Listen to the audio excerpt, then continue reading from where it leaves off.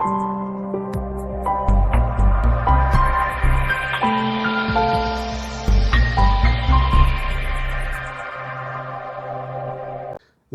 मित्रों, मैं हूं वीरेंद्र द्विवेदी और आप देख रहे हैं अधिकार एक्सप्रेस।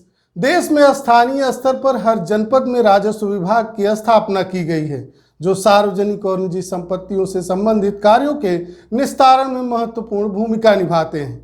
इसके अंतर्गत तहसील स्तर पर भूमि के अमल दरामद, नामांतरण, खसरा खतौनी आदि से संबंधित कार्य किए जाते हैं।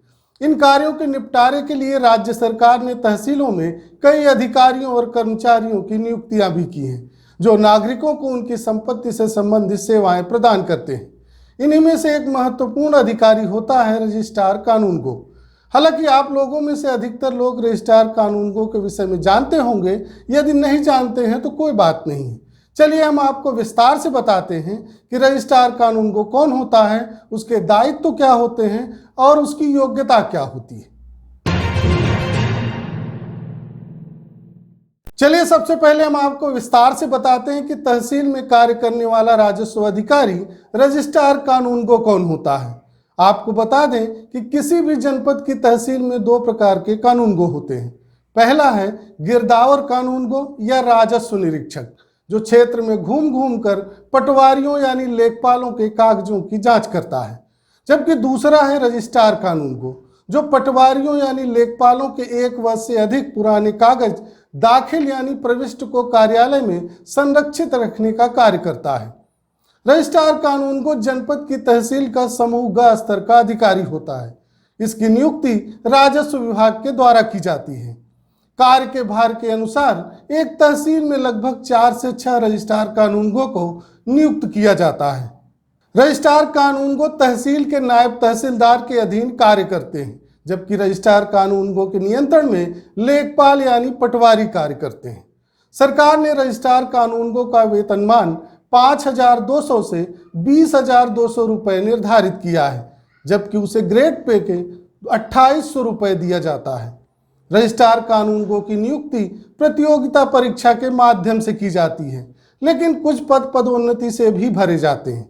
जैसे लेखपाल को पदोन्नत करके रजिस्ट्रार कानूनगो बनाया जाता है, जबकि रजिस्ट्रार कानूनगो को कुछ वर्षों की सेवा के पश्चात वरिष्ठता के आधार पर पदोन्नत करके नायब तहसीलदार बना दिया जाता है।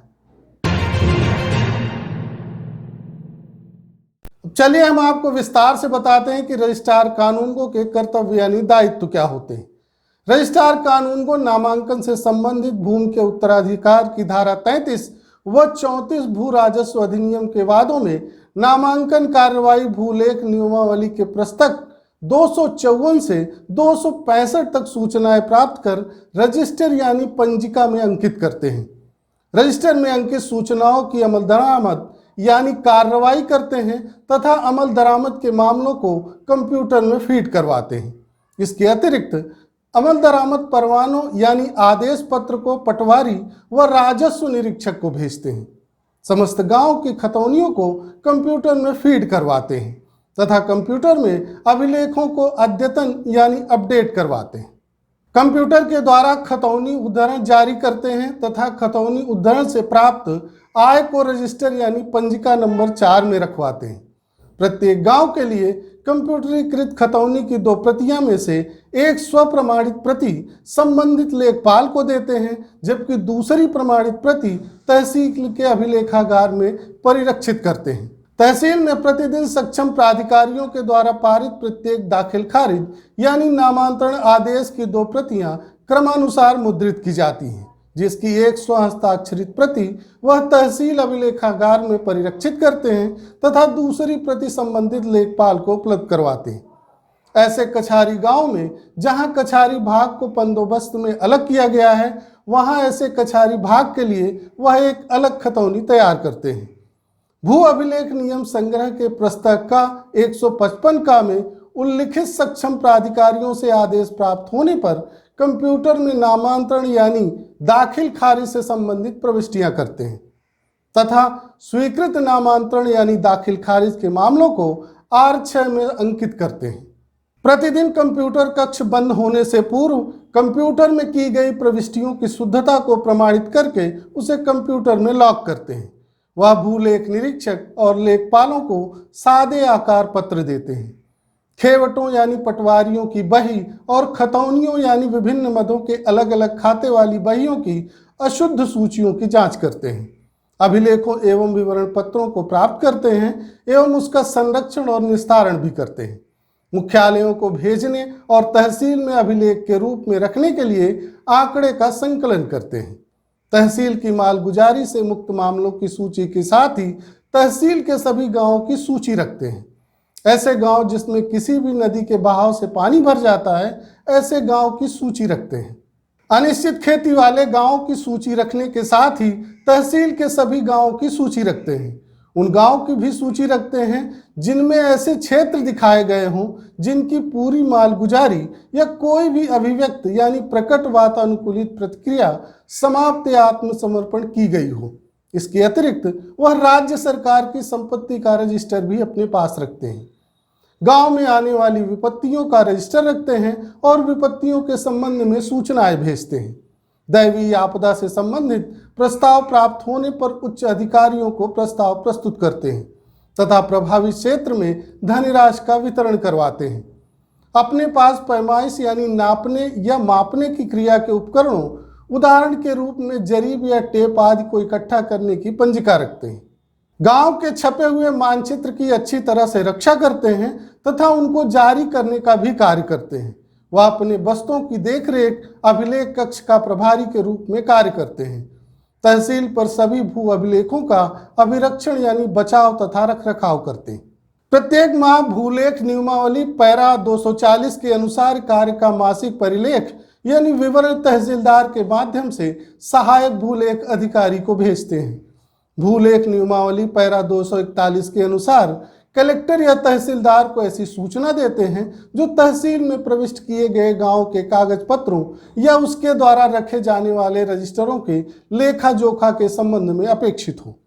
वह निर्वाचन संबंधी कार्य, कृषि गणना, जनगणना, पशुगणना संबंधी कार्य करते हैं तथा इनका संकलन करके वरिष्ठ अधिकारियों को भेजते हैं तथा पट्टा, पत्रावली, सर्विस बुक, दैवीय आपदा, प्रधानमंत्री किसान सम्मान निधि, कृषि दुर्घटना बीमा योजना समेत कई मामलों का निपटारा भी करते हैं। इसके अतिरिक्त अनुभाग से संबंधित समस्त कर्मचारियों की उपस्थिति, अनुपस्थिति का विवरण, आकस्मिक अवकाश लेखा, ऑडिट, निरीक्षण नोट, किसान बही व अन्य विवरण पत्र तैयार करते हैं तथा अपने पास पटवारी व लेखपाल के वेतन तथा अन्य भत्तों का हिसाब किताब रखते हैं। रजिस्ट्रार कानूनगो के विषय में अब तक दी गई जानकारियों को जानने के पश्चात यदि आप लोगों में से कोई व्यक्ति रजिस्ट्रार कानूनगो बनना चाहता है तो इसके लिए उसे सरकार द्वारा निर्धारित योग्यता के मापदंडों को पूरा करना होगा। जैसे इस पद पर नियुक्ति के लिए अभ्यर्थी के पास किसी मान्यता प्राप्त विश्वविद्यालय या संस्थान से स्नातक की उपाधि अथवा सरकार द्वारा उसके समकक्ष मान्यता प्राप्त योग्यता होनी चाहिए।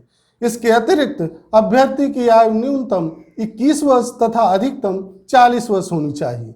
हालांकि आरक्षित वर्ग के लिए न्यूनतम आयु में छूट दी गई है, जबकि दूसरे राज्यों में आयु की सीमा अलग हो सकती है। यदि आप उत्तर प्रदेश से हैं तो आपको उत्तर प्रदेश में लोक सेवा आयोग उत्तर प्रदेश द्वारा आयोजित रजिस्ट्रार कानूनगो की प्रतियोगिता परीक्षा को उत्तीर्ण यानी पास करना होगा। रजिस्ट्रार कानूनगो के पद पर चयन के पश्चात अभ्यर्थी को प्रशिक्षण दिया जाता है और फिर प्रशिक्षण पूरा होने के पश्चात उसे जनपद की तहसील में रजिस्ट्रार कानूनगो के पद पर नियुक्त कर दिया जाता है। हमें आशा है कि रजिस्ट्रार कानूनगो के विषय में अब तक दी गई जानकारियों से आपको लाभ अवश्य हुआ होगा। जहां तक रजिस्ट्रार कानूनगो की भूमिका की बात है तो कुछ अधिकारी आज भी अपने दायित्वों का अच्छे तरीके से निर्वाह कर रहे हैं, लेकिन सामान्यतः देखने और सुनने को मिलता है कि कई रजिस्ट्रार कानूनगो कहीं नकल निकलवाने के नाम पर, तो कहीं खतौनी फीड कराने के नाम पर, तो कहीं जमीन बंधक मुक्त करवाने के नाम पर, तो कहीं रजिस्ट्री करने के लिए व्यापक स्तर पर लोगों से अवैध वसूली कर रहे हैं। हालांकि कभी कभी कोई भ्रष्ट रजिस्ट्रार कानूनगो कानून के हत्थे चढ़ भी जाता है, लेकिन फिर भी भ्रष्टाचार का खुला खेल रुकने का नाम नहीं ले रहा है, जिसका दुष्परिणाम नागरिकों को भुगतना पड़ रहा है। हालांकि यह भी सत्य है कि जिस दिन सभी नागरिक इस भ्रष्टाचार के विरोध में खड़े हो जाएंगे, उसी दिन ये भ्रष्टाचारी अपने आप आत्मसमर्पण कर देंगे। अब यदि आपके मन में इस विषय से जुड़ा कोई प्रश्न या सुझाव हो तो आप नीचे दिए गए कमेंट बॉक्स में हमें लिख सकते हैं। आज बस इतना ही। धन्यवाद।